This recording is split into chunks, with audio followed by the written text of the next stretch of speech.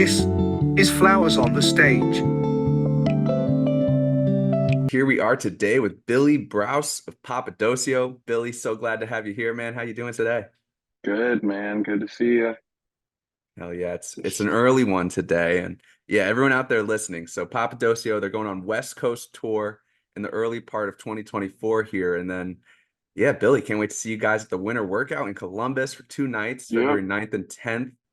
For all you out there Oh, listening, we yeah. got links in the description where you can find those tickets. And yeah, Billy, starting this off, you've got an inside perspective on Papadosio. You know these guys like brothers. And I'd love to hear you describe with you from your perspective each member of the band. Oh, man. Well, I grew up with Sam. Sam is, I used to see no differences between him and I for like my whole life. I just kind of thought we were the same person, um, which we're not. Like, we have differences, as we've grown. Um, and it's hard for me to describe Sam, though, because, like, he's almost so, such a part of my life that he's like, an imaginary friend, you know what I mean? That's like always there. And like I know he's there and we're always talking and it's always a thing. But if he was gone, I would completely devastated and like not know what to do with my life. Well, legitimately. Like he is a part of me and I'm like a part of him. It's kind of wild. So like describing Sam is hard to do. He's just like me and I'm him to an extent. Um, you know, um Mike Healy is there's no one, I've never met anyone like him in my entire life. And I've met a lot of people, dude. Um, he grew up not playing video games and watching TV. So I think that has a big part of impact on his outlook on life and like what like he's different. You meet Mike, you know that he's different. And that's one of the ways that he is. And he's the most eternal optimist. And I need that um, a lot because I get kind of pessimistic and the like nothing matters kind of shit that I do all the time. Because it does matter. And, Mike Healy lives that super Mm. hard. Um, Obviously the most insane drummer ever. Like I try to write beats that he can't play and it's never happened. Um, Seriously, that's one thing I've tried to do a million times. Um, Rob is like with out on the road, like if we're gonna go a lot of times like Rob and I will walk somewhere to go get coffee or food or something.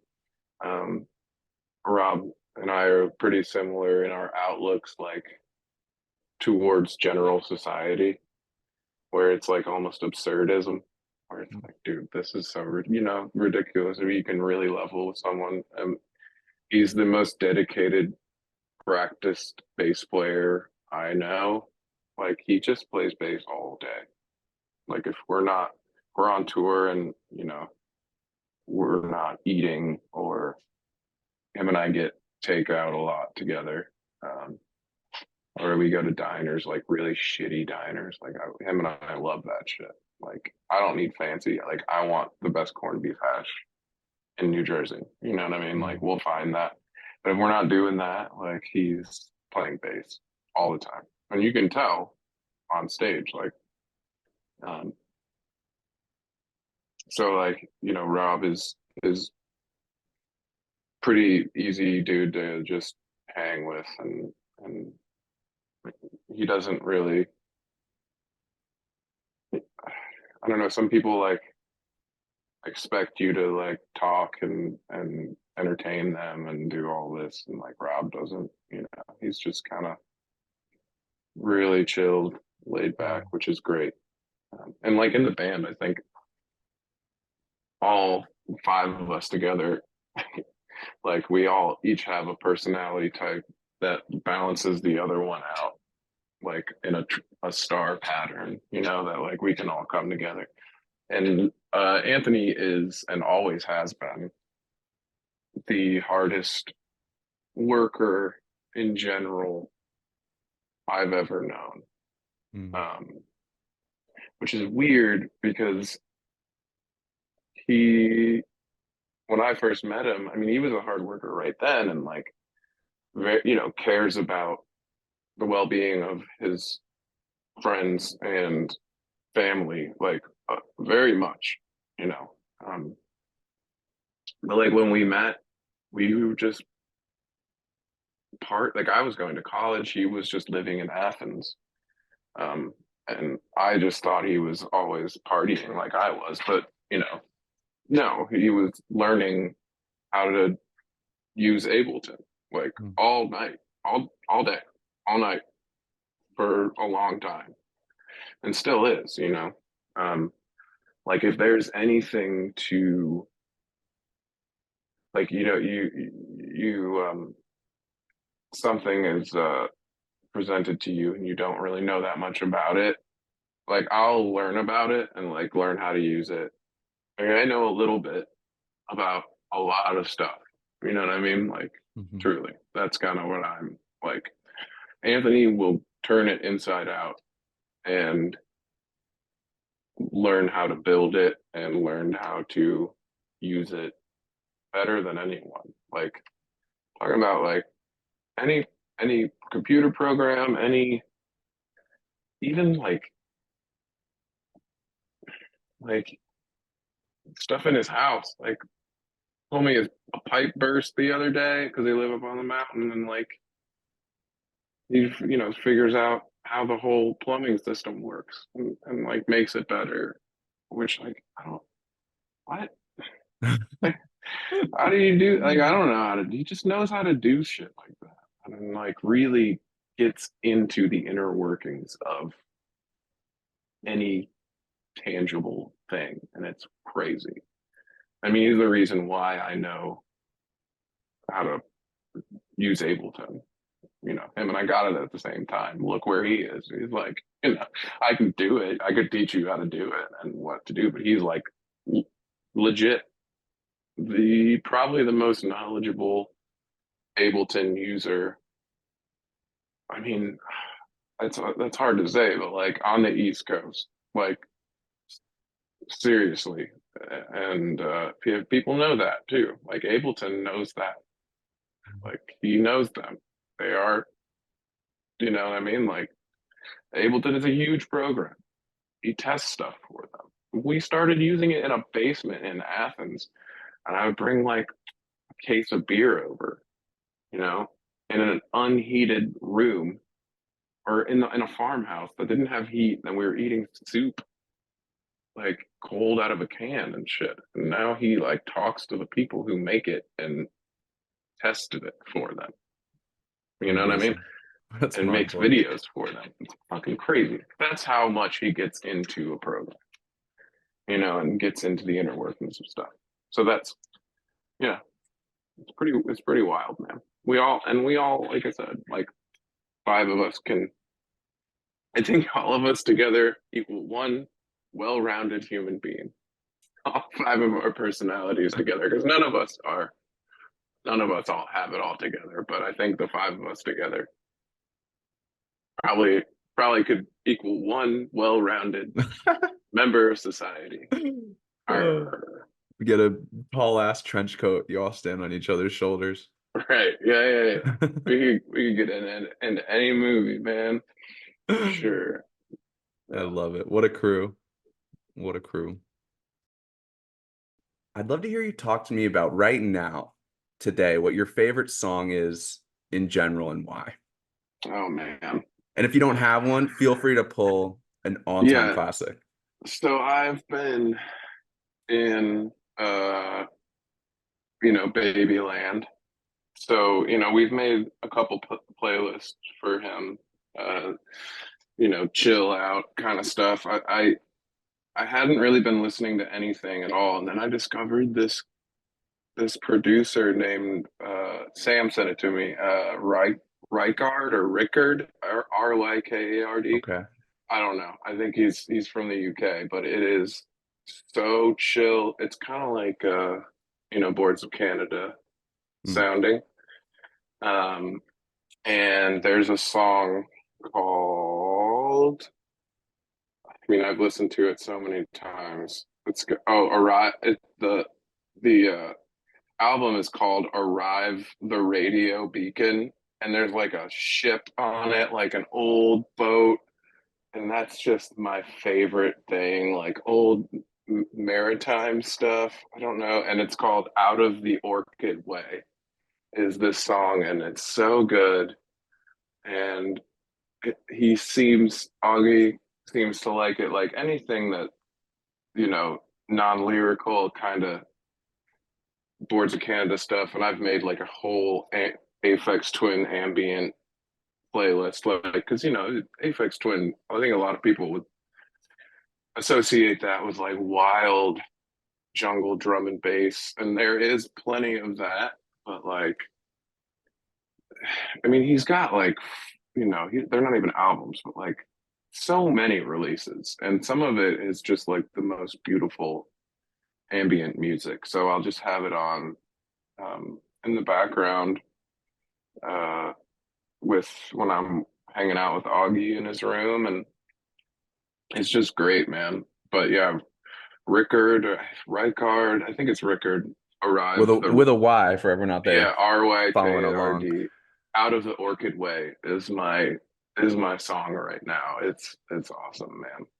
That Yeah. hell I yeah. normally don't have a song, honestly. Like I write music, and some people just have music on all the time, but if I have music on all, like, it has to be, if it's electronic, it has to be well produced and it has to be different. And you know, I don't know, because I will go too far into it in my head, and it's just it's maddening, and I can't. I do enjoy music, still. I love playing it, I love writing it, but sometimes listening to it is too much these days. It's been like that for a while, and I don't like that. It's just what happens in my brain. Like I try to Yeah. figure out what synthesizer they're using, and I'll like have to go look it up. There's so many different ways to make music, so it never ends, which is good, and sometimes it's bad if I'm just trying to, like, my brain doesn't turn off when music's on like some people. So Very interesting. Very, yeah, there's no rest for the nerdy or something like that. something like that, man. I don't know, but like a podcast, you know, I'll have those on and not realize it sometimes, and like people are like, "Dude, what are you doing?" Like, I was like, "Oh yeah, sorry, I don't." They're just on, and like there's educational information happening. So Very, very nice. yeah, we do have some seasonal programming in the family room right now. Usually just Vince Guaraldi, Charlie Brown Christmas, which I used to have in my CD player. We used to have CD players in cars. I bet you High had that. school, I had it in my car year round because the Vince Nice. Guaraldi trio is absolutely lit, as the children say. I don't know if they say that anymore, but it is gas and it is lit, y'all. That I is think I one of the think that's best. still I think people still say lit. Yeah, that's one of the best albums of all time, no matter what time of year it is. And I'm not like a religious person or anything. Like, I don't. They are Christmas songs, but they are awesome. It's just super dope. This is Flowers on the Stage, a podcast about being creative and finding success. To support it, please check out our sponsors, New Belgium Brewing, Thrax CBD, and Ticket Relief, the ticketing company that plants trees with a portion of each ticket sold. And now, back to the episode.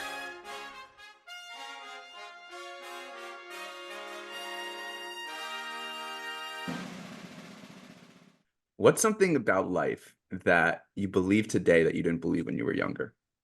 Hmm. I mean, so I've been kind of a optimistic nihilist, I guess you could say, but like not For in the way that what like what is that? well like classically like nihilism is like nothing matters.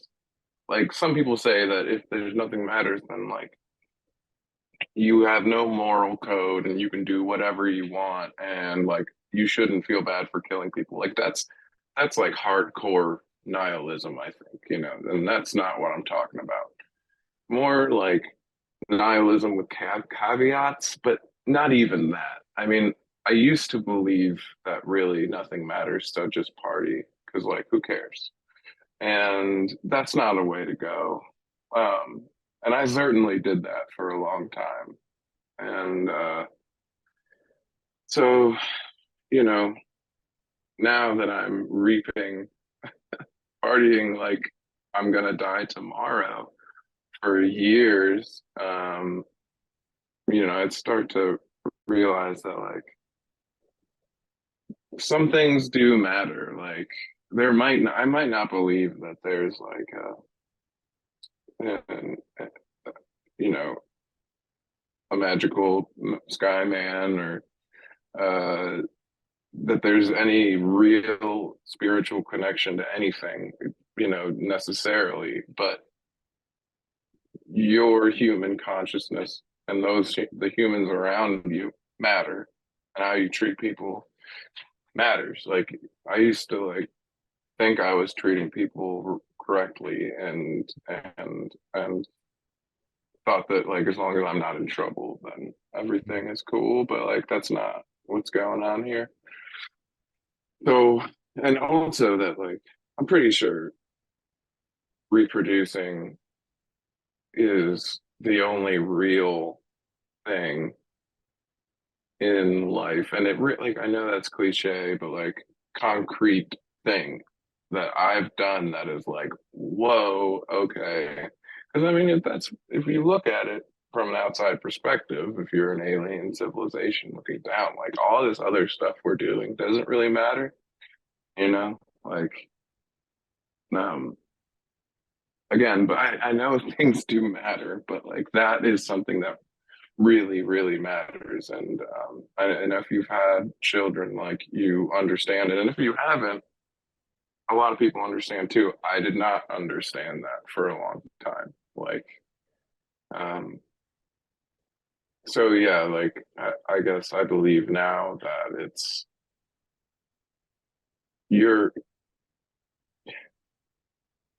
you know, the way you go about your life can affect others, even if you're not um, outwardly affecting people. Like if I'm partying all the time, all day, every night, like that affects the people who love me. And you know, I used to not, you know, really think that anyone really did. Like I knew they did, but it's not something I would think about all the time. And I've always thought that relationships and friendships are very important, but they are, you know, incredibly important. Um, so I've just tried to be more present with that idea. And, you know, that goes for like, I don't party anymore, but like I could spend all day on social media and not live in this house. Like my brain goes somewhere else sometimes. And, um, like being present and and really being around for everyone is something I used to think I was doing, but I wasn't at all. Like so, yeah, just the overall realness of being present and paying attention to people around you. When you find yourself like falling out of that, you know, getting pulled into the phone, this and that, what works for you to kind of habitually keep you where you Mhm. are? Um, well, I think the reason I do fall into the phone and stay there is because I feel like it's something I think I have to do when there's actual things that I could be doing that matter. Like whether it's just like general dad work, you know, around the house that all change. Like I have so many weird, cool new responsibilities, I guess. Um, and I mean, I'll just go hang out with Augie and just sit on the floor, like that's what we used to do. Like that's what he does. He just kind of chills and sits on the floor and looks at stuff and picks stuff up. And so I just kind of try to put it down, and it's okay to take a break. Like I sing a song to Augie that's called "It's Okay to Take a Nap," and like you know the things you end up telling your children are like that's what you should have been doing the whole time. You Mm. know, like you're not wrong. These people aren't wrong telling you like, hey man, it's okay. Just chill. Just for a little bit. Just lay down on the floor or something. You know, look at the ceiling fan because that's what he does and he loves it. And it's kind of fun to just lay down on the floor and look at the ceiling fan. like you don't always have to be doing something. Like I have a real it's hard for me to just sit and just kind of sit in the moment and be with people. I mean, I think that's why I used to do drugs all the time because that makes it Mm. easier, you know. Hmm. Um, and not like that's like a hard thing. Like just just hang out, man, and just put your phone down. That's not real. That's not real on your phone. Like it's. I went from like being very optimistic about um, social media. I mean, because like I joined Facebook and like you know, right when it started, and was like, "Well, this is so cool." To now, like being like, "Oh man, this is this is getting kind of scary," It's taken a turn. and I've really chilled out on social media. Like I'll do band stuff because that's just how you do it these days. Hmm. But like I just cannot be on there anymore. It drives me crazy, and as I've jumped out of it a little more, like I just kind of realize I haven't been here, you know, Mm. like it's just, and a lot of people I think aren't really there, you know. And I'm not like trashing anyone, and I'm not saying you need to do anything. You do whatever you want. I'm just it's an observation that I've found, Good, and better, best. yeah, Melissa's kind of chilled on it too. Um, so yeah, I feel like I'm like living like I was always living, but like I'm more grateful for just the simple things that I have, which Mm. is and not comparing myself to others and falling in the phone and forgetting that like this is just that's just a bunch of ones and zeros and I get sucked into stuff super hard and like that's Hmm. so I'm just kind of uh really I just hang out with Augie man and try to go outside and he loves outside and that's great so you know I'm just really again just being present with those around you um it's probably going to be like a theme for this because I wasn't for so Mm. long, you know. Um, and I apologize to anyone that I wasn't present with. If you know, It's like our it's nature, you hard. know. Yeah, it There's is. always the inner commentary in our minds. We're always trying to. I mean, it's such a rare moment to feel completely content where you are. Yeah. without being pulled anywhere. That's just our human nature. So I'm gonna strike that apology that you just gave. Yeah. So I don't think it's warranted. And so you mentioned something that I thought was very profound, and it's that when you've got a little guy, all the stuff Mhm. you're telling them they should be doing is stuff you've kind of should have been telling yourself all along. Yeah. I I love that. And I'm curious, in addition to, taking the time to just be there, to just stare at the ceiling fan and just be a thing. Like, how else do you foresee potentially this whole dad thing kind of realigning your personality? Mm. I mean, it's definitely doing that, and I think I was fighting it for a little bit, not consciously. Um, because like if you look at my job, and maybe this is like a self-imposed thing, but like it's hard to go from fun party guy in a band on a tour bus to present at home with your son. And that transition has been obviously, I mean, it's been very beneficial to me, but it also, I wasn't, I wasn't like, yeah, like I wasn't consciously fighting the transition, but it's any sort of life transition like that is wild.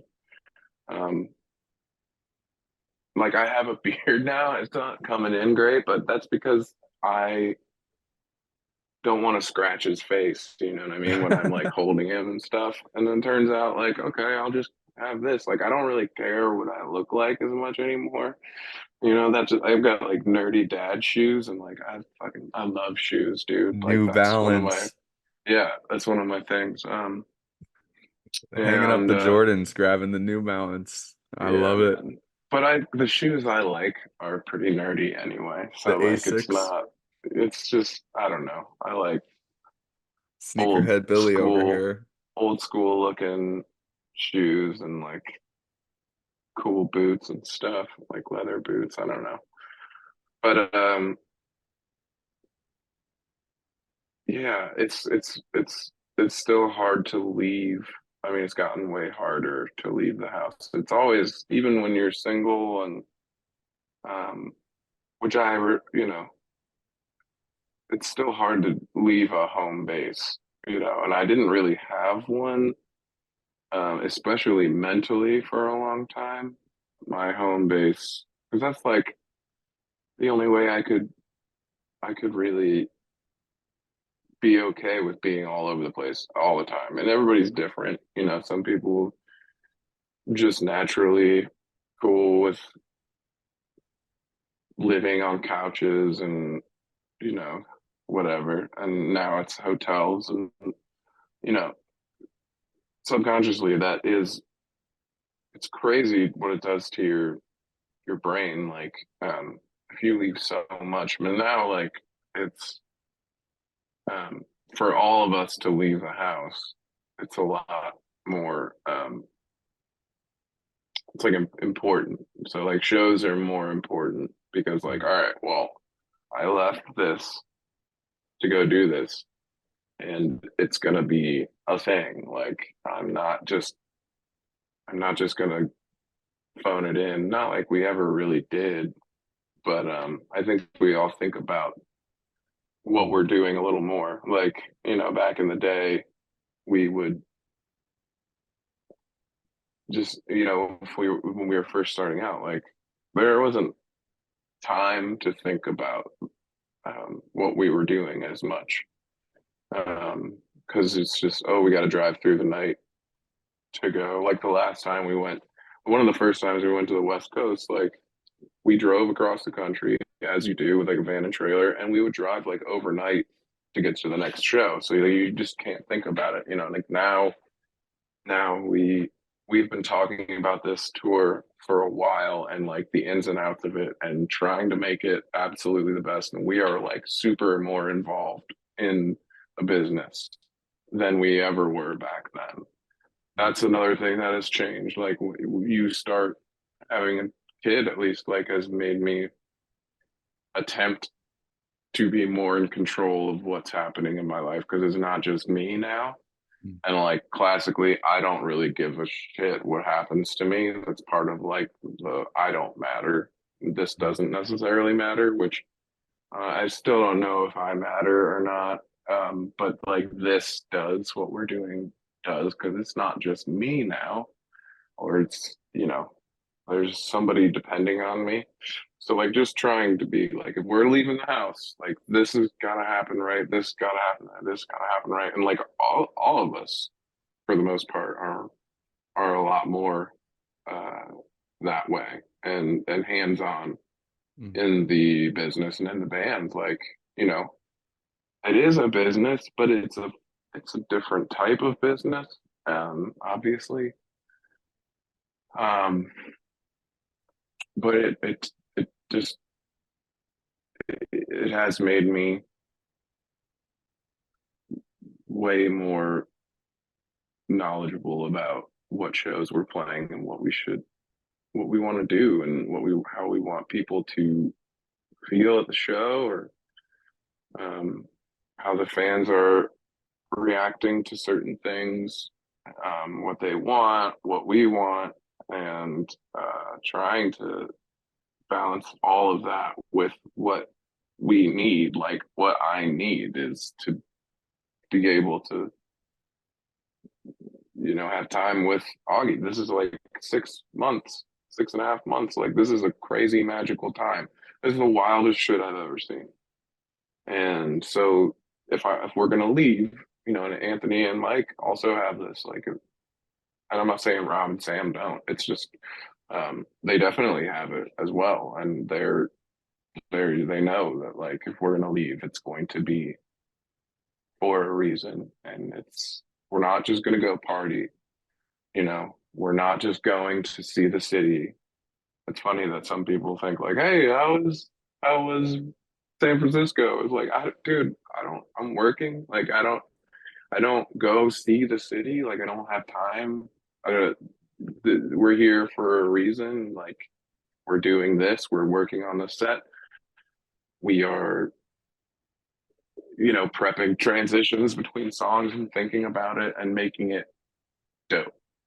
Whereas, at least me, I would just stay up after the show and pass out on the tour bus at like 4:30 in the morning or 5, or not sleep at all, and then sleep the next day until sound check, later. Mm. And just because it didn't, and I don't blame myself for that necessarily, because it's hard, man. And like, you just wake up in a new city if you're on tour for 2 months, Mm. and it doesn't matter where it is. But the way that we do it now is, we pick and choose there. We're going to go here then, go there then. And we are the ones saying yes and no and like really looking at every show. Whereas in the past, we've just had people just do that. And they're not leaving and they're not going anywhere and they don't have to do what we're about to do. And the only way I could really deal with that was just not being present. And it all Mm. comes back to like being present at the show and being present before the show. Not And dissociating. yeah, yeah, yeah. And it's so yeah, that having it is a different world for us now. Um, and I like it a lot more than what was happening for me. Mm. Not to say we played badly. We've always played our best, tried to play our best and make it sound different and interesting for us as well as everyone else. Like that's the reason why I'm doing this, is so that we can make something that is a little bit that doesn't sound like everything else. Because like for me, why would I do that? I don't Let's talk know. about that. That's Like yeah. Billy as the artist. I want to kind of jump to your creative process a little bit with, the way you look at your career with what you're creating on a given night, whether it's a show or songwriting. What's most important to you with how you quote unquote, like how you deem success for yourself. Hmm. What qualifies as success for you specifically? Yeah, I guess that's changed over the years for sure. Like first starting out, I think success was like, I mean, way back in the day, like I want to play at the Blue Gator, which was a venue in um, Athens, which is like where all the national bands would play when they came to town.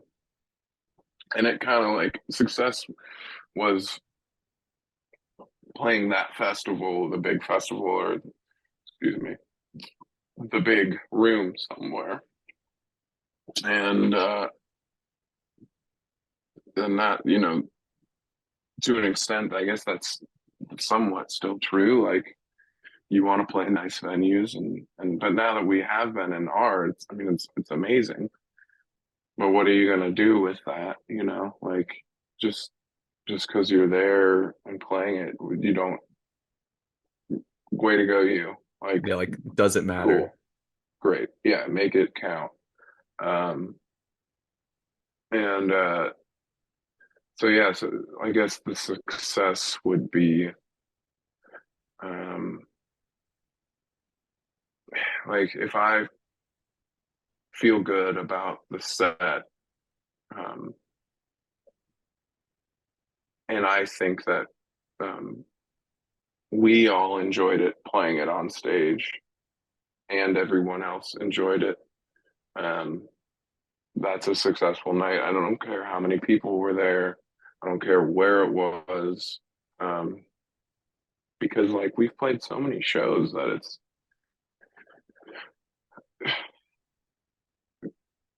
it's just it's wild. Like I don't even know how many, but A couple. and it doesn't matter. Yeah, it doesn't matter how many, but when you when we all get off stage and all know it was a good show and all had a good time, that is successful. Um, as far as shows go, and like as far as music creation and writing, um, you know, I write, you know, barely any lyrical songs just because that's kind of like what I like. Mhm. And so if I can write a song that conveys an emotion without any words, or makes people feel something, whether it be like melancholy or happy, that is success for me because like it's not easy to write. It's not easy to write anything. Like, you know, if you listen to the radio, those pop songs, like that's not easy to write a hit, dude.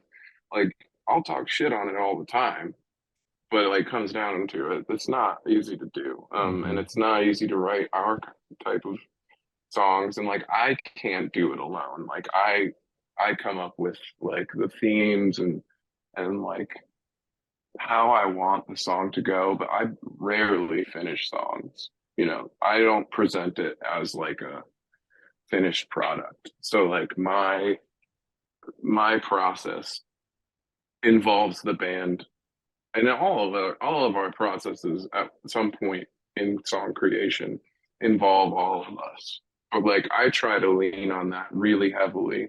I'd say maybe more than other people, but it's also because like I'm not like classically trained, you know, like I'm not a theory wizard.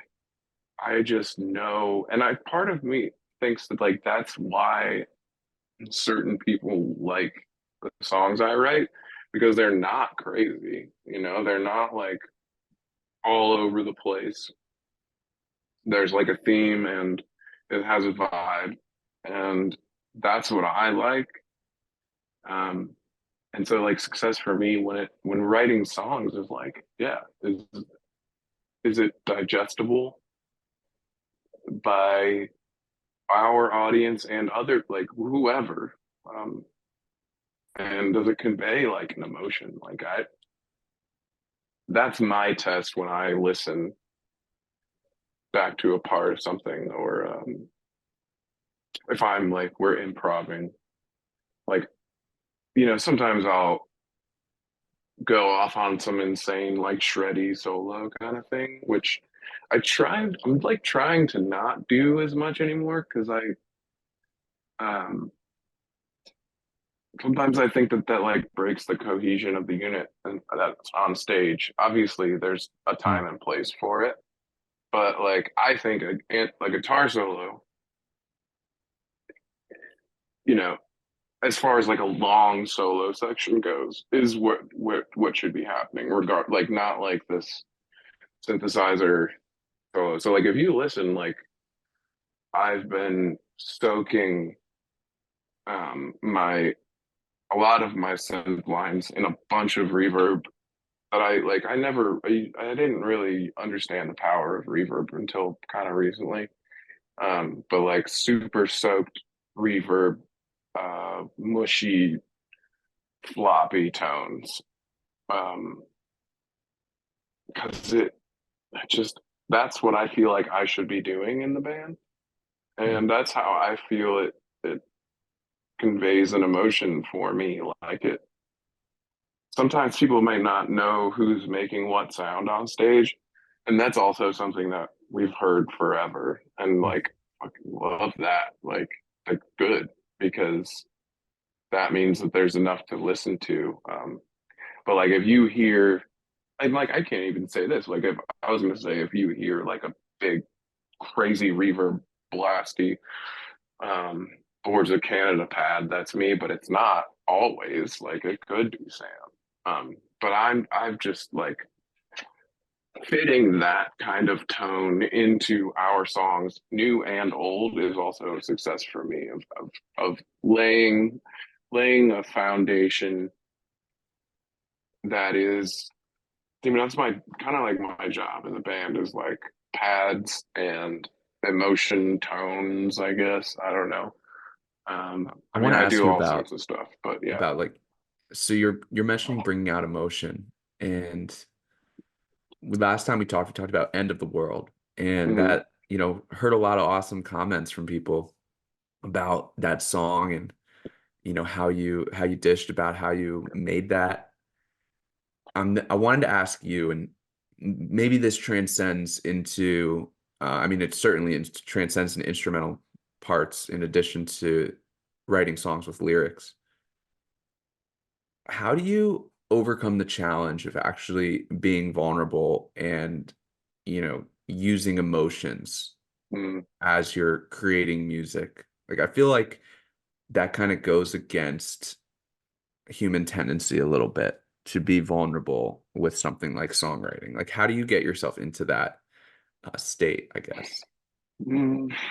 I mean, I don't do it very often. That's one thing. So I might not be the like I'm trying to convey emotions with a lot of my songs, like or make people feel a certain way. End of the World is a different situation. Like I was very vulnerable in that song, even if I hope it comes off that way, but like um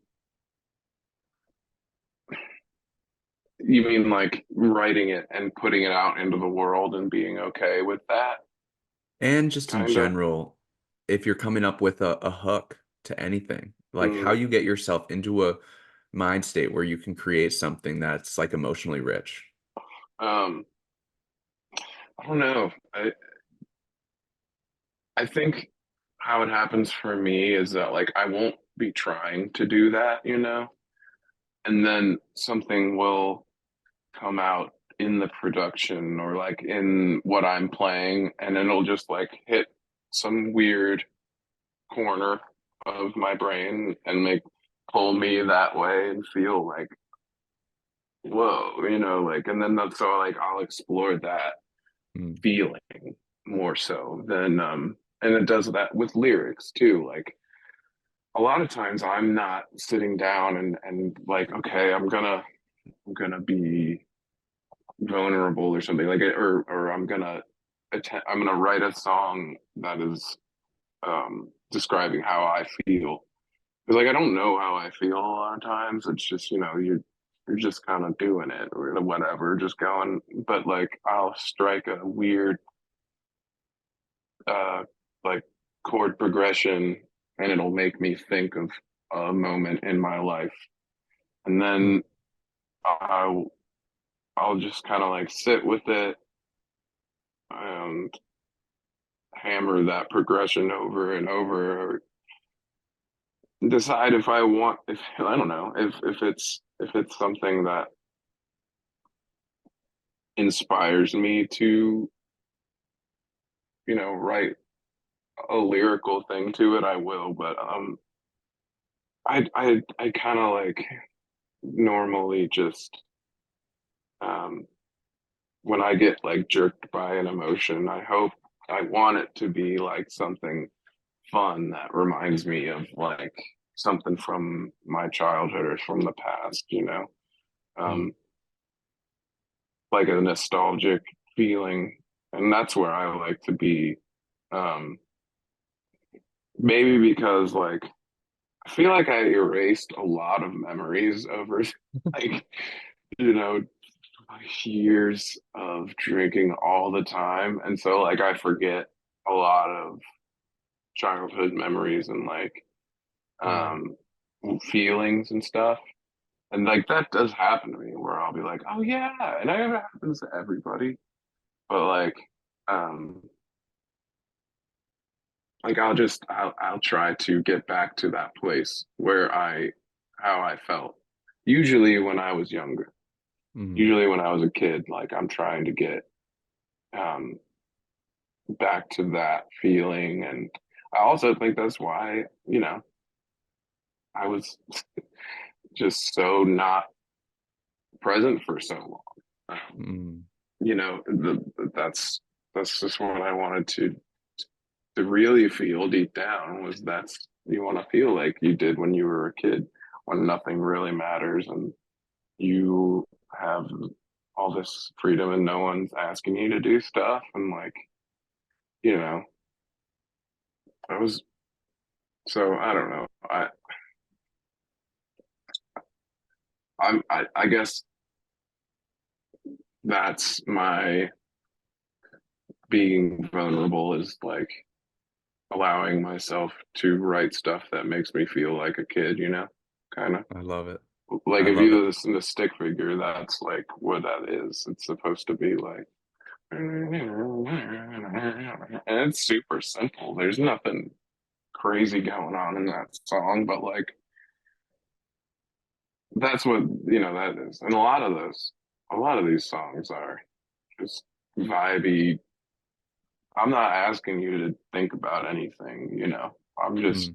kind of putting down, recording how my brain feels. And I suppose like I could write lyrically about that feeling that tugged me this way and like what that reminds me of. But like I want it's different for everybody, and I don't necessarily always have something to say or want to tell people how this song makes me feel. Like um. But again, like goes back to the success of the song. Like if it does, if you can listen to Stick Figure, and I mean, I guess we did put playground noise in the beginning, so it's pretty thrown in your face, I guess, right there. But yeah, If you I could, if you could bottle up based on what you've learned, you know, through your career up until today, if you could bottle up musical advice to give to yourself, 20-year-old Billy, to mm, have them really be at that next level, whatever that might be, or be on an even greater trajectory at that point, or 25-year-old Billy, or whatever's the mm, right time for this. Like what would you say would be the music lesson that you'd give your younger self? mm, I guess I mean I say this to a lot of people who ask for musical advice. Say like they're like in a band and we're just starting out, and what should we do? Like, I don't know. I've always, and I would say, and I think I knew this then, but like there's no real wrong or right in music. Like there's certain things that sound good and sound bad, but if it sounds, there are rules, and you should also learn more about what those rules are, dude. And like I need to do that right now, so theory obviously is important and what goes together, but like when you know all of that, after you know all of the right notes to play, and like, more notes isn't good just because you can do it. But there, if that's what you want, then do it. But like don't make it because you want people to see how you can shred. Mm. Like, and I probably tell myself to like just stop shredding super hard, like, or trying to, like, you know, because I feel like a lot of times I would just either try to impress people or something, or impress myself so I knew I could do it. And like, that's not all the time. I'm not saying that's why I was playing shows, but like, I think that happens where it's like, oh, look at, I mean, this guy is so good at that, or that guy is so good at that. Like, it's another thing about like social media is that it's like the things that do really well in certain spaces are just people shredding. And it's like, okay, great. Like Right. I would tell myself to like stop being like that's not wrong. And that's what I say to people. Like, there's no wrong in music. Like people will tell you that this has to go this way, and that like it doesn't. Mm. It doesn't have to. It can do. You can do whatever you want. So if that is shredding, cool. But like, why are you like Billy? Stop shredding to like prove that you can, because it doesn't matter. Like I don't know. Especially when like I couldn't even really do it. I was trying, but um, and I can't necessarily even do it now. But that's fine. Like it's okay. That's not necessary. Just cool out, be present in what you're doing on stage, Hell yeah. and it'll be a lot better. And so that's what I'm trying to do. Now, that's musical advice. Talking about life advice. What do you Mm. think old Billy, you know, 50 years from now, what do you think old Billy would say to you today? I'd hope that would tell myself that you're doing a good job, and I wouldn't have said that 5 years ago if you asked me that, because like I don't think I was doing a good job. Like your family and your son and wife matter more than anything, and you are working on yourself and trying to put them first, and that's good. I hope I would give myself some sort of praise because I rarely do that ever, and it's okay to do. Definitely. Like it's okay to take a break, but yeah, I I don't know that I would tell myself to go make more money, or I mean, like just just stay the course and like be with your family. Mm. And if you gotta leave, make it count. Mm. And I think I think you'd be, I don't know what the future holds, but I'm doing all I can at this point. So, you know, Mm. We definitely deserve the praise. Billy, man, thank you so much for joining me, dude. So good to chat with you. Everyone out there listening, man, we got links in the description. Check out Papadosio West Coast tour. West And then, Coast, come see us on the West Coast. We hardly yeah, ever go out there. winter workout in Columbus too, February 9th and 10th, 2 nights, along with the Works Yeti. bunch of other artists. It's gonna be awesome. Chalk Dinosaur. Billy, fucking love you, man. Papadosio. What a band. What a Oh crew. yeah. Thanks, man. I'll talk to you soon.